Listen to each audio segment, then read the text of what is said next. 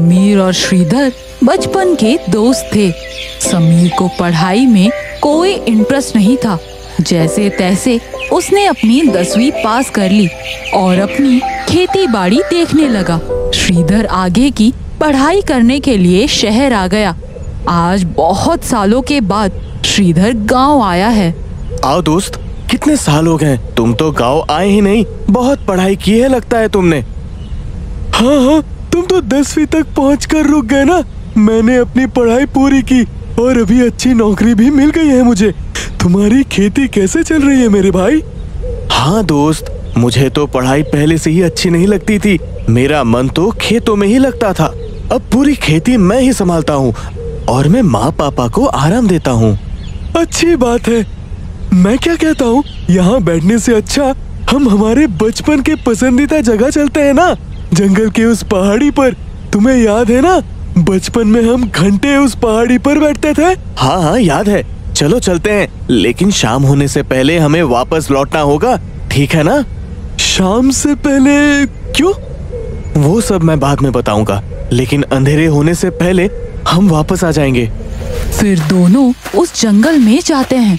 कुछ देर के बाद श्रीधर, चलो अब अंधेरा होने वाला है, घर चलते हैं। चले जाएंगे ना, रुको थोड़ी देर। नहीं, चलो जल्दी तुम यहाँ से। लेकिन क्यों, वो तो बताओ।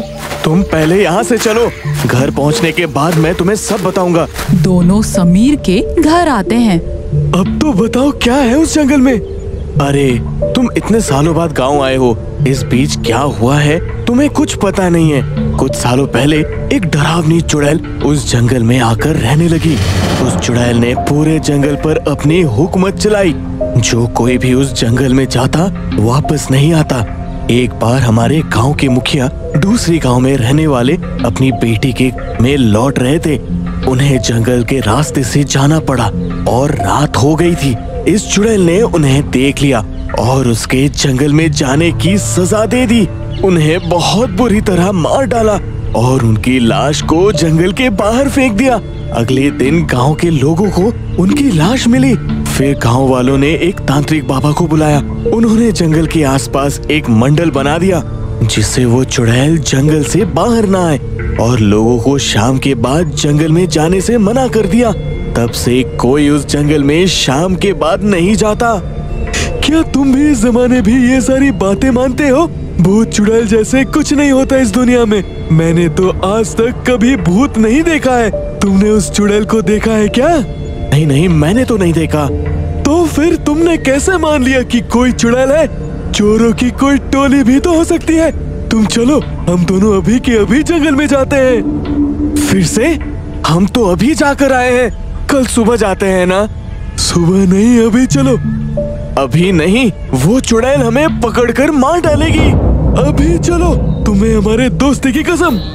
दोस्ती की कसम की वजह से समीर कुछ नहीं कह पाता और दोनों फिर से जंगल में आते हैं। जंगल में आने के बाद उन्हें कोई चुड़ैल दिखाई नहीं देती। श्रीधर एक बड़े पेड़ के नीचे आकर खड़ा हो जाता है और कहता है, अरे ओ चुड़ैल, अगर यही कहीं हो तो हमारे सामने आओ। मैं भी तो देखूं चुड़ैल कैसी दिखती है। अरे ये क्या कर रहे हो?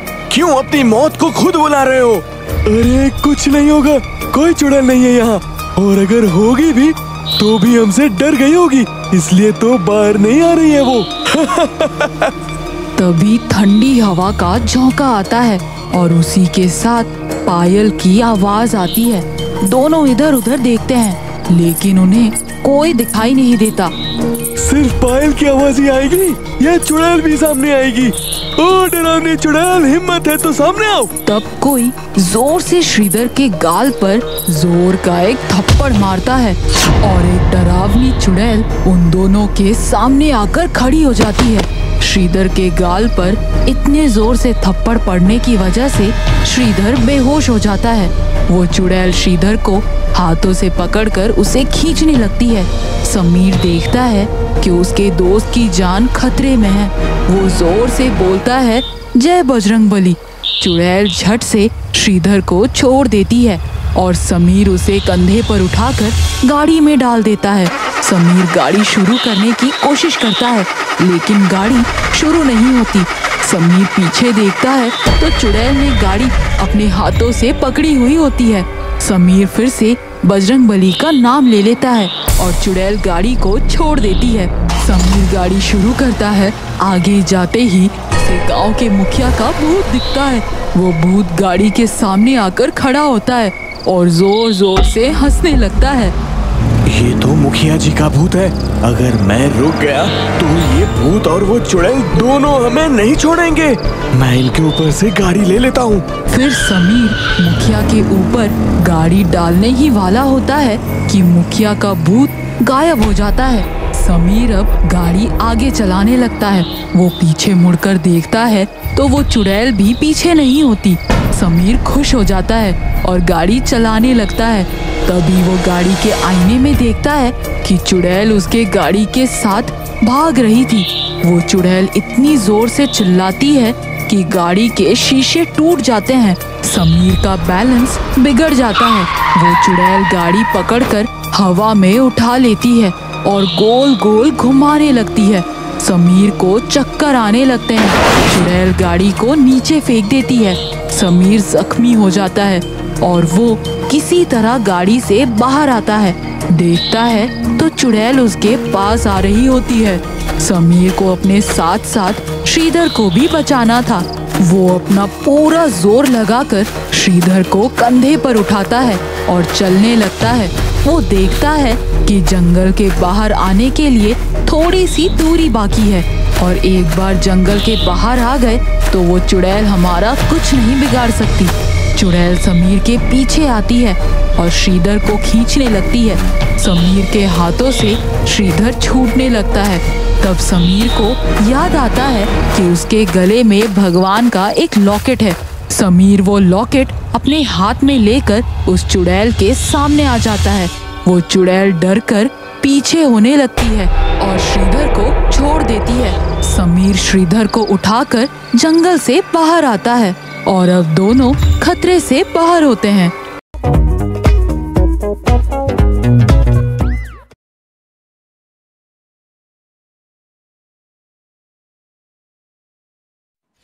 एक गांव में स्मृति नाम की एक महिला रहती थी। वो जरूरतमंद लोगों को पैसे देकर उनकी सहायता करती थी, लेकिन बदले में वो उनसे कर वसूला करती थी। उसी गांव में एक चुड़ैल भी रहती थी। वो चुड़ैल बहुत ही नेक थी। वो सभी मजबूर और बेसहारा लोगों की सहायता किया करती थी, लेकिन वो बदले में किसी से कुछ नहीं लेती थी। चुड़ैल स्मृति के बारे में नहीं जानती थी, लेकिन स्मृति को चुड़ैल के बारे में पता था। वो हमेशा एक डर में रहती थी कि अगर सभी लोगों को उस चुड़ैल के बारे में पता चल गया तो उसके पास मदद लेने कोई नहीं आएगा। एक दिन स्मृति के पास एक औरत आई और उसे भला बुरा कहने लगी। स्मृति बहन, ओ स्मृति बहन, जरा बाहर आना तो। स्मृति शांति की आवाज सुनकर वो बाहर आती है। अरे शांति बहन, आओ आओ, अंदर आओ। नहीं नहीं, मैं यही ठीक हूँ। ठीक है, जैसे तुम्हारी मर्जी। कहो कैसे आना हुआ? मैंने तुम्हें बताया था ना, मेरे घर पर बहुत दिक्कतें चल रही हैं। हाँ, तो मैंने भी तो कहा था कि मैं तुम्हारी मदद करने को तैयार हूँ। अब अगर तुम मदद लेने के बदले कुछ कर नहीं दोगी तो मैं तुम्हारी कोई मदद नहीं कर पाऊंगी। हाँ बहन, तुमने कहा था, जो मुझे बहुत अच्छी तरह से याद है। लेकिन माफ करना, आज मैं यहाँ तुमसे कोई मदद लेने नहीं आई। मैं तो यहाँ ये बताने आई हूँ, जिसका कोई नहीं होता उसका ऊपर वाला होता है। मतलब ये कि मुझे किसी ने इसी गांव में एक चुड़ैल के बारे में बताया है, जो लोगों की मदद करती है और बदले में किसी से कुछ भी नहीं लेती। तो जाओ, वहीं जाओ, उस ढोंगी चुड़ैल के पास। मुझे ये सब क्यों बता रही हो? मैं तुम्हें ये सब इसलिए बता रही हूँ कि तुम भी अगर ऐसा करोगी तो तुम्हें पैसों का व्यवसाय करने की जरूरत नहीं पड़ेगी, बल्कि तुम्हें बहुत दुआएं मिलेंगी। जिनको दुआएं लेनी है वो दुआएं ले, लेकिन मेरा काम दुआओं से नहीं चल सकता। ठीक है बहन, जैसे तुम्हारी मर्जी, अब चलती हूँ। शांति के जाने के बाद स्मृति गुस्से से अपने घर में आकर टीवी देखने लग जाती है। साथ ही में सोफे पर उसका 2 साल का बच्चा अपने खिलौनों के साथ खेल रहा है। दूसरी तरफ शांति चुड़ैल के पास पहुंचती है। उसके वहां पहुंचते ही वो देखती है एक बूढ़ी औरत उस चुड़ैल को दुआएं देकर वहां से जा रही है। शांति को देखकर चुड़ैल उससे कहती है, इधर आओ शांति। अरे, आपको मेरा नाम पता है? मुझे आपका नाम और आपके बारे में सब कुछ पता है। हाँ, सच? चुड़ैल अपने पास रखा एक लिफाफा शांति को देकर कहती है, अब तुम्हें घबराने की कोई जरूरत नहीं है। अब तुम आराम से घर जाओ और जाकर अपने पति और बच्चों को भरपेट खाना खिलाओ। मुझे पता है तुम सबने बहुत दिनों से कुछ नहीं खाया। मेरे तरफ से ये छोटी सी मदद है जो तुम्हारे काम आएगी। बहुत बहुत धन्यवाद चुड़ैल बहन। लेकिन यही कि मेरे पास इतना धन कहाँ से आता है, यही पूछना चाहती हो ना? तो जैसे मैंने तुम्हारी मदद की है, उसी तरह से दुनिया में बहुत लोग जरूरतमंदों की मदद करना चाहते हैं। उनमें से कुछ मुझे वो धन राशि दे देते हैं ताकि मैं हमारी तरह जरूरतमंद लोगों की मदद कर सकूं। समझ गई चुड़ैल बहन, आपका बहुत बहुत धन्यवाद। एक दिन स्मृति अपने के बाहर आते जाते लोगों से मदद मांग रही थी। कोई मेरी मदद कर दो, मैंने हमेशा सबकी मदद की है। आज मुझे आपकी मदद की जरूरत है, कोई तो मेरी मदद कर दो। वहाँ आते जाते सभी लोग स्मृति को देख रहे हैं, लेकिन उसकी कोई मदद नहीं करता। तभी वहाँ शांति पहुँच जाती है और स्मृति से पूछती है कि क्या हुआ है। क्या हुआ स्मृति बहन? देखो ना शांति बहन, तुम तो जानती हो मैंने हमेशा सबकी मदद की है। आज मेरा बच्चा बहुत बीमार है, मेरे पति की भी नौकरी चली गई है, लेकिन देखो आज जब मुझे जरूरत है तो कोई मेरी मदद के लिए आगे नहीं आ रहा। तभी वहाँ पीछे कहीं आकर चुड़ैल खड़ी होकर सारा तमाशा देखती है। माफ करना बहन, तुमने कभी किसी की परेशानी को नहीं समझा। तुमने मदद के नाम पर लोगों के साथ व्यापार किया और आज जब तुम जरूरत में हो तो किसी के आगे ना आने का कारण तुम और तुम्हारा व्यवहार है। मैं घर का कुछ जरूरी सामान लेने निकली थी, लेकिन मुझे लगता है इस वक्त तुम्हें इन पैसों की ज्यादा जरूरत है। तभी पीछे खड़ी चुड़ैल आगे आ जाती है और स्मृति से कहती है, तुम चिंता मत करो स्मृति बहन, मैंने तुम्हारे बच्चे के लिए दुआ की है, वो एकदम ठीक हो जाएगा। और शांति, तुम ये पैसे रखो, तुम्हें भी इन पैसों की बहुत जरूरत है। चुड़ैल अपनी पोटली में से कुछ पैसे स्मृति को देते हुए कहती है, ये कुछ पैसे हैं, जब तक तुम्हारे पति की दोबारा नौकरी नहीं लग जाती तब तक तुम इन पैसों से काम चला सकती हो। मुझे माफ करना चुड़ैल बहन, मैंने तुम्हें कितना गलत समझा था। तुम तो सचमुच में बहुत अच्छी हो। मेरी ऐसे कठिन समय में तुमने मेरी सहायता की।